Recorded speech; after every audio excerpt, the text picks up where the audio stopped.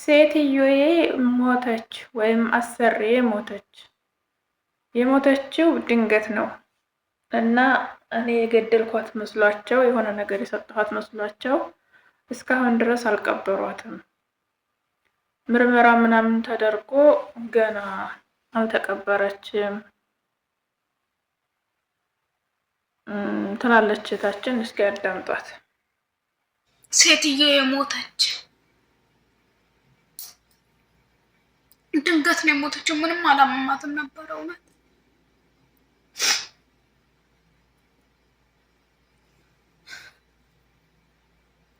ሰዎቹ የሆነ ነገር የሰጠዋት አድርገው ነው እያሰቡ ያሉት መሰለኝ። በጣም ነው እየተኩሳተሩብኝ ያሉ።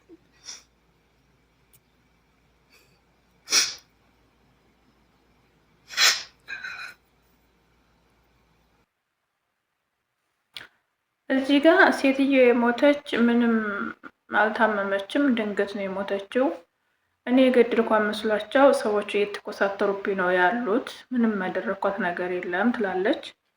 ከዛ ደግሞ ሌላውን ቪዲዮዋን ላሳያችሁ። ሴትይቷን እኮ አሳደሯት፣ አልተቀበረችም። ዛሬ ምርመራ ምናምን ተደርጎ ዛሬ እንሄዳለን ተብሏል ማለት ሆስፒታል። ሰውየው የሞተች ቀን ማታውኑ ሌሊት ነው የሆነ ቦታ የሄደውና ሌሊት ስለሄደ እሱ ሳይመጣ ምርመራ አይደረግላትም ተብሎ ዛሬ አሁን እሱ ተፈልጎ ተገኝቶ ምናምን ምርመራ ይደረጋል ተብሏል። እኔ እንጃ። እኔ በምግብ የሆነ የማይሆን ነገር ጨምሬም ሊሆን ይችላል። ብቻ በእኔም እንዳይሆንብኝ ፈጣሪ ሆይ ጸልዩልኝ ባካችሁ። ሁላችሁም በሃይማኖታችሁ ጸልዩልኝ፣ ከዚህ ጉድ እንዲያወጣኝ። እውነት እንደ አሁን ጊዜ ደንግጬም ፈርቼም አላውቅም። እግዚአብሔር ይሁነኝ። እንግዲህ የሆነውን ነገር ደግሞ ነገ እነግራችኋለሁ፣ ምናልባት ከተገናኘን። እዚህ ጋር አንዳንድ ጊዜ እኔ አሁን ይቺ ልጅ እውነቷን ነው ብዬ አላምንም። በመጀመሪያ ማወቅ ያለባችሁ ነገር ሰላም ልበላችሁ። ግን ሰላም እንዴት ናችሁ? የፖዚቲቭ ተከታታዮች በያላችሁበት የዓለም ዳርቻ ሰላም ብያለሁኝ። የፖዚም የሞቢል ዩቲዩብ ተከታታዮች በሁለቱም ስለሆነ የምለቀው እንዴት ናችሁ? አካውንቴን ሰብስክራይብ፣ ሼር፣ ላይክ እያደረጋችሁ ለብዙ አድርሱልኝ እና ለዚች ልጅ እስኪ እናንተ ምን ትላላችሁ? በመጀመሪያ ሴትዮ የሞተች በድንገት ነው የሞተችው፣ ምንም አልሆነችም እና ሰውየው ሳይመጣ ምርመራ አይደረግላትም ተብሎ ሰውየው እስከሚመጣ ተጠብቆ ሰውየው ወስዶ ምርመራ አስደረገ። እስካሁን ድረስ አልተቀበረችም ነው እያለች አለችው። ከዛ ደግሞ ሁለተኛ ምን አለች? በምግብ ያልሆነ ነገር ሰጥቻትም ሊሆን ይችላል። እናንተ በምግብ ያልሆነ ነገር ሰጥቻትም ሊሆን ይችላል ማለት ምን ማለት ነው? ማለት የሰጠቻት ነገር ካለ እርግጥ ተጠያቂ ናት። እድሜ ልኳን ተበሰብታለች። ግድያ ሊወሰንባት ይችላል። የዚህ ሀገር ህግ ከባድ ነው። እኔ ግን እዚህ ጋር አንዳንድ ጊዜ ለፎሎ ብላችሁ ሚዲያ ላይ ወጥታችሁ የምትሰሩት ነገር ዋጋ ያስከፍላችኋል። ይቺ ልጅ እውነት ውሸቷን ከሆነ እንደዚህ ያለችው ለፎሎ ለላይክ ብላ ከሆነ ይሄንን ቪዲዮ የሰራችው የመጀመሪያ ቪዲዮ ከ1 ሚሊዮን በላይ ታይቷል፣ ቲክቶክ ላይ ማለት ነው። ወደ 58,000 ላይክ አግኝቷል። ወደ ብዙ ላይክ እንዲሁም ደግሞ ኮሜንት አለው ማለት ነው።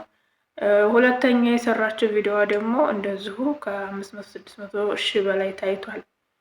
ስለዚህ አሁን ምንድነው እኔ ለማለት የፈለኩት አሁን ላይ እዚህ ሀገር ላይ እንደዚህ አይነት ቀልድ እየቀለዳችሁ ቪዲዮ የምትሰሩ እህቶች ካላችሁ ጥንቃቄ አድርጉ። ምናልባት አሰሪዎቻችሁን ልጠሏቸው ትችላላችሁ። አሰሪዎቻችንን ስለጠላናቸው ብቻ እነሱን የምንገልጽበት ወይም ደግሞ የእነሱን እንደምንጠላቸው የምናሳይበት ነገር ስናጣ የቲክቶክ ላይ ወጥተን ልክ የሆነ ምንድነው ሰው በሀገራችን እንደ ማሟራት አይነት ነገር ቪዲዮ እንሰራለን ብለን ዋጋ እንዳከፍሉ አንድ እሱ ነው። ሁለተኛ ይቺ ልጅ እውነት ሴትዮዋ ፈጣሪ ቀድሮባት ሄዳ ከሆነ ማንኛውም ሰው ከማንም እድሉን አያልፋትም። ፈጣሪ ሲፈጥረው መጀመሪያ እናንተ ስትፈጠሩ ሁላችንም የምንሄድባትን ቀን ፈጣሪ ይዞልን ነው።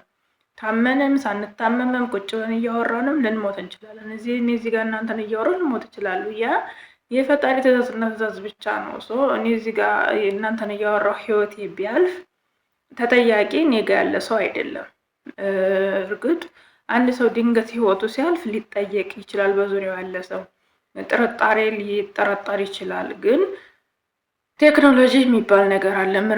ምርመራ ተመርምሮ ምንም አይነት ነገር የእናንተ አሻራ ከሌለባችሁ የእናንተ አሻራ እዛ ቦታ ላይ ከተገኘም ተጣርቶ ለምን አሻራ እዛ ቦታ እንዴት ተገኘ? ለምሳሌ ድንገት ራሷን ስትወዲቅ ወይም ራሳችን ስተን ስንወዲቅ አካባቢያችን ያለ ሰው ሊይዘን ይችላል፣ ለማገዝ እርዳታ ለማድረግ ሊይዘን ይችላል እና ያ ሁሉ በትክክለኛ ምርመራ ይወጣል ማለት ነው። ስለዚህ አሁን ይቺ ልጅ ከተገናኘን ነገ ሌላ ቪዲዮ ሰራላችኋለሁ ብላ ማለት ምን ማለት ነው? ምንም ካላደረገቻት ምን ትሆናለች? እሷ ምንም እንዳላደረገቻት ካወቀች እቺ ሴትዮ ዝም ብላ ከሆነ የህይወቷ ያለፈው ይችኛይቱ ልጅቷ ምንድን ነው ከተገናኘን ካለው ምናምን ልትል የቻለችበት ምክንያት ምንድን ነው አልገባኝም። ሁለተኛ ልጅቷ መጀመሪያ ህይወቷ አለፈ ብላ ካለች በኋላ እኔ ምንም ያደረግኳት ነገር የለም ካለች በኋላ በምግብ ያልሆነ ነገር ጨምረ ሰጥቻት እንደሆነም አላቅም። እናንተ የምትሰሩትን ስራ አታውቁም እንዴ?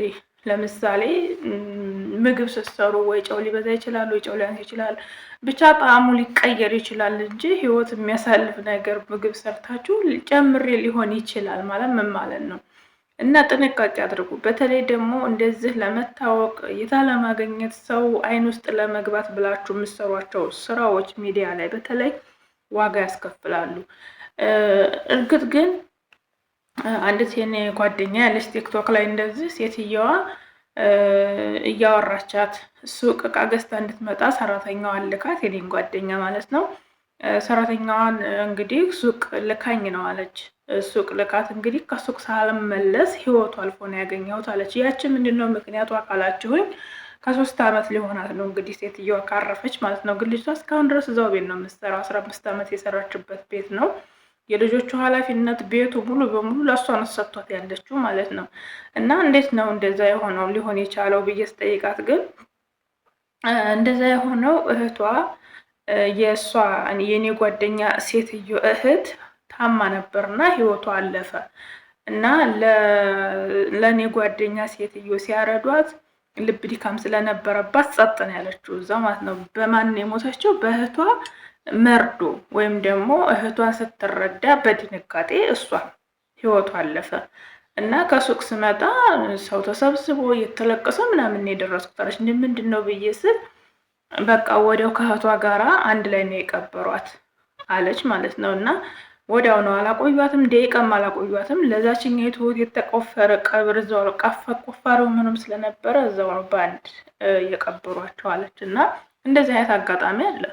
ስለዚህ እንደዚህ አይነት አጋጣሚ ደንግጠውም ህይወታቸው የሚያልፍ እንዲሁም ደግሞ ቃላቸው ደርሶ ህይወታቸው የሚያልፍ ብሏቸው እንቅፋት መጥቶን ብዙዎቻችን ህይወታችን እናልፋል እና እንደዛ ከሆነ እኔ አጠገብ ያለ ሰው አንድ ነገር ቢሆን ህይወቱን ቢያጣ እኔ ምንም እስካላደረኩት ነገር ንጹህ እስከሆንኩ ድረስ ምንም ነገር የሚያሳስበኝም የሚያስደንቀኝም ነገር አይኖርም።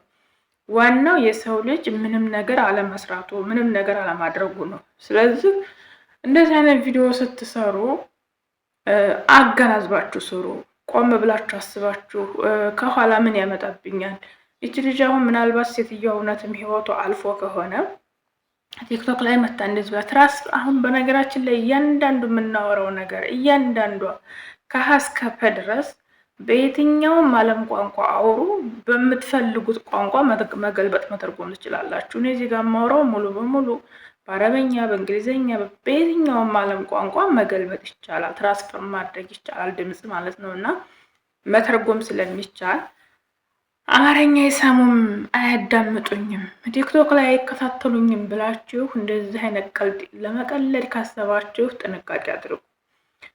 አንዲት እህታችን እንደዚህ ሴትዮዬ ታማ ልትሞት ደርሳለች ምናምን ብላ ከዚህ በፊት እንደዚሁ ቪዲዮ ሰርታ ነበር አሉና ያች ሴትዮ ልጁ የሴትዮዋ ልጅ ፎሎ አድርጓታል እና ፎሎ አድርጓት ስለነበረ ሌላ ከነሱ ጋር ከነሱ ቤት ካለችው ሰራተኞች ቪዲዮ ከሰራችው ሰራተኛ ውጭ ከነሱ ቤተሰብ ውስጥ ምሰራ ሌላ ሀበሻ ነበረች እና ይሄ ምንድነው የምትለው? መዳም ነው የምትለው። መዳም ትላለች ደጋግማና መዳም ነው የምትለው። ምንድን እያለች ነው? እያመሰገነች ነው ወይስ ምንድነው ስትላት ታማ ልትሞትብኝ ነው ምናምን ብላ ነው ቪዲዮ የሰራችው ተብሎ ያች ልጅ ወዲያውኑ ዲፖርት ተደርጋ ኢትዮጵያ የላከቻት ሴትየዋ ማለት ነው አረቧና፣ ጥንቃቄ አድርጉ፣ ተጠንቀቁ። በተለይ ጠለብም ኑሩ፣ ከጠለብም ውጭ ሆኑ። አሁን የትኛውም አረብ ሀገር ላይ ሶሻል ሚዲያ በጥንቃቄ እንድንጠቀምበት ማስጠንቀቂያ ተሰጥቶናል። አይታችኋል። ዱባይ በስብሰባ በአዋጅ ጸድቆ ነው ማንም ሰው ሚዲያ ላይ ወጥቶ የማንም ስም ላይ ያነሳ፣ የማንንም ፎቶ ላይ ለጥፍ፣ ስለማንም ምንም ላይ ያወራ ነው የተባለው። ሳኡዲም እንደዛው ይጀመራል እየተባለ ነው አሁን እና ጥንቃቄ አድርጉ። እዛ ሀገርም ሆነ ሀገራችን ላይ እድሜያችንን ለመርዘም የስራ ርዝቃችንን ላለመዝጋት ራሳችንን ተቆጣጥረን የምንሰራቸውን ነገሮች ለይተን ማወቅ መቻል አለብን። የምንሰራቸውን፣ የምንለቃቸውን፣ የምናደርጋቸውን ነገሮች ካላወቅን ዋጋ የምንከፍለው እኛ ነን ማለት ነው እና ይሄን ለማለት ፈልጌ ነው። እውነት ሴትዮዋ ህይወቱ አልፎ ከሆነ እንግዲህ ፈጣሪ ይማራት፣ አላህ ረህማት ነው የሚባለው። እሷም ደግሞ ምንም ስራ ከሌለባት ፈጣሪ ያውጣት፣ ስራ ካለባትም ደግሞ በስራዋ ልክ ትቀጣለች ማለት ነው። እውነቷን ከሆነ እኔ ግን ውስጥ የመጀመሪያውን ቪዲዮ ሳይ በጣም ደንግጬ ነበር እና ቪዲዮ መስራት አልፈለኩም ነበር። ምክንያቱም ስንቀባበለው ቪዲዮ እይታም ይስባል እና አልፈለኩም ነበር መስራት። ድጋሚ ይሄንን ቪዲዮ ስሰራ ግን ምናልባት ምግቡ ላይ መጃ ያልሆነ ነገር ጨምሬም ሊሆን ይችላል ስትል እየቀለደች እንደሆነ ነው የተሰማኝ ማለት ነው። እና ይሄ ልላችሁ ነው ዛሬ የመጣሁት። እነሱ አይሰሙም ብላችሁ ለመቀለድ የሚሆን እይታ ለመሳብ፣ ፎሎ ለማግኘት፣ ላይክ ለማግኘት ፈልጋችሁ እንደዚህ አይነት ቀልድ የምትቀልዱ ሰዎች ጥንቃቄ አድርጉ። የምትሰሩትን ምግብ ተጠንቅቃችሁ ስሩ። አንዳንድ መድኃኒቶች ኩሽና የሚቀመጡ አሉ። ተሳስታችሁ የሚሆን ሳታገናዝቡ ሳታስተውሉ እንዳትጨምሩ ተጠንቀቁ። የምግብ እቃዎቻችሁን እንዲሁም ደግሞ እንደዚህ የመድኃኒት የተለያዩ አሲዳማ ነገሮችን ማስቀመጫ ለብቻ ለይታችሁ አስቀምጡ። እኛ ሀሳብ ሲበዛብን የምናደርገውን አናውቅም። ስለዚህ የምናደርገውን ስለማናውቅ እናንተ የራሱን የቻለ ቦታ ለየት ያለ ቦታ አስቀምጡ። ይህንን ለማለት ፈልጌ ነው ዛሬ የመጣሁት። ስለነበረን ቆይታ በጣም አመሰግናለሁ። አካውንቴን ኮፒ ሊንክ፣ ሸር፣ ፖስት እያደረጋችሁ ለብዙ አድርሱልኝ። ወዳችኋለሁ። መልካም ጊዜ